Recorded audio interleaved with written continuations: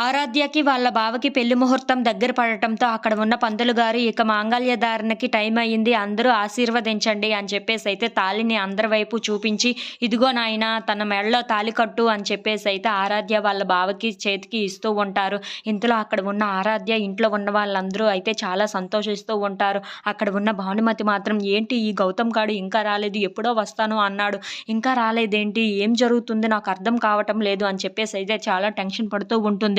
ఇంతలో అక్కడ ఉన్న ఆరాధ్య కూడా చాలా సంతోషంగా పెళ్ళికి రెడీ అయ్యి పెళ్లిలో కూర్చొని తాళి కట్టించుకుంటూ ఉంటుంది. అక్కడ ఉన్న వాళ్ళ బావ అయితే నాకు ఆరాధ్యకి ఇక పెళ్లి అయిపోతుంది అని చెప్పేసి అయితే చాలా సంతోషంగా తన మెడలో తాళి కడుతూ ఉంటాడు. ఇంతలో అక్కడ ఉన్న భానుమతి అయితే ఆగు సందేశ్, నువ్వు తాళి కట్టడానికి వీలు లేదు అని చెప్పేసి అయితే అంటూ ఉంటుంది. ఆ మాటలు వినగానే అక్కడ ఉన్న వాళ్ళందరూ అయితే ఒక్కసారిగా షాక్ అయిపోయి భానుమతి వైపు చూస్తూ ఉండిపోతారు. ఇంతలో అక్కడ ఉన్న భానుమతి మాత్రం అవును సందేశ్, నువ్వు ఈ తాళి కట్టడానికి వీలు లేదు, తనని పెళ్లి చేసుకోవడానికి వీలు లేదు అని చెప్పేసి అయితే అంటూ ఉంటుంది. ఇంతలో అక్కడ ఉన్న వాళ్ళందరూ అయితే భానుమతి నువ్వేం మాట్లాడుతున్నావు అని చెప్పి అయితే అందరూ అడుగుతూ ఉంటారు. ఆ మాటలకు అక్కడ ఉన్న భానుమతి మాత్రం అవును, అసలు నిజ నిజాలు తెలుసుకోవాల్సినవి కొన్ని ఉన్నాయి. అప్పుడు గాక నువ్వు తాళి కట్టకుండా ఇంకా ఎవరు ఆపలేరు. నువ్వు ముందు కొన్ని నిజాలు తెలుసుకోవాలి అని చెప్పేసి అయితే అంటూ ఉంటుంది.